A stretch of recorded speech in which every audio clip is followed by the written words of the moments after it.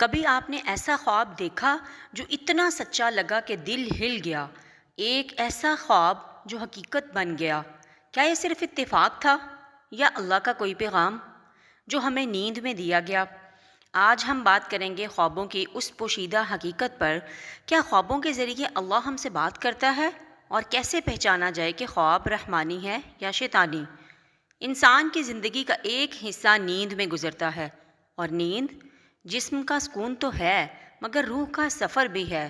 قرآن مجید میں اللہ تعالیٰ فرماتے ہیں، اللہ یتوفی الانفس حین موتها والتی لم تمت فی منامها، یعنی اللہ روحوں کو موت کے وقت قبض کرتا ہے اور جو نہیں مریں ان کے روح نیند کے دوران پکڑ لیتا ہے۔ یعنی نیند ایک چھوٹی موت ہے، اور خواب وہ دنیا ہے جہاں روح کو جھلکیاں دکھائی دی جاتی ہیں۔ جی ہاں، کبھی کبھار خوابوں میں اللہ تعالیٰ کی طرف سے اشارے، رہنمائی یا خوشخبریاں آتی ہیں، لیکن یاد رکھیں یہ صرف اللہ کے خاص بندوں کے لیے ہوتا ہے اور ہمیشہ قرآن و سنت کے مطابق ہوتا ہے۔ نبی کریم صلی اللہ علیہ وسلم نے فرمایا، نیک خواب نبوت کے 46 حصوں میں سے ایک ہے۔ یعنی نیک خواب اللہ کی طرف سے ایک رحمانی نشانی ہے۔ یہ خواب دل کو سکون دیتا ہے، امید بڑھاتا ہے اور برائی سے روکتا ہے۔ رسول اللہ صلی اللہ علیہ وسلم نے خوابوں کو 3 اقسام میں تقسیم کیا۔ رحمانی خواب، یہ وہ خواب ہوتے ہیں جو اللہ کی طرف سے آتے ہیں۔ ان میں روشنی، سکون، نیکی، خوشخبری یا رہنمائی ہوتی ہے۔ مثلا کوئی نیک عمل، دعا، روشنی یا ایمان کا پیغام۔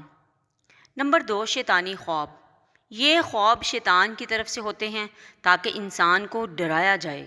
ان میں خوف، غم یا برائی کا احساس ہوتا ہے۔ ایسے خواب کے بعد نبی کریم صلی اللہ علیہ وسلم نے فرمایا، ایسے خواب کسی کو نہ سناؤ اور اپنا رخ بدل لو اور تھوڑا سا پانی پی لو۔ نمبر 3 پہ ہیں نفسانی خواب۔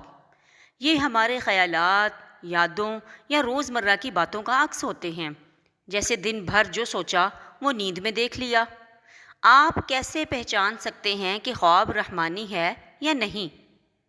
خواب میں سکون، روشنی یا ایمان کا احساس ہو، یہ نشانی ہے رحمانی خواب کی۔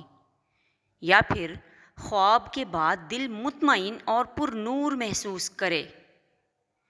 یا پھر خواب قرآن و سنت کے مطابق ہو، گناہ یا برائی کی طرف نہ لے جائے۔ اکثر ایسا خواب فجر کے قریب یا پرسکون نیند میں آتا ہے۔ اگر خواب شیطانی ہو تو انسان ڈرا ہوا، پریشان یا غمگین اٹھتا ہے۔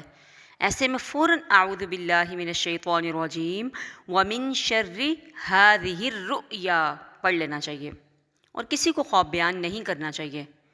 خواب اللہ کی رحمت بھی ہیں اور آزمائش بھی۔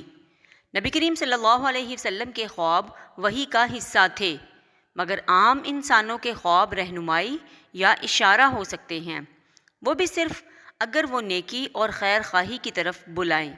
لہٰذا جب بھی کوئی خواب دیکھو اسے قرآن و سنت کی روشنی میں پرکھو۔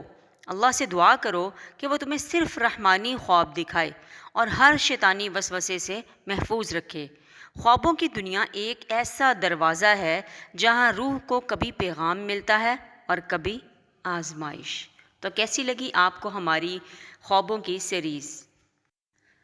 اور مزید ایسی ویڈیوز دیکھنے کے لیے چینل کو لائک کریں، سبسکرائب کریں اور شیئر کریں۔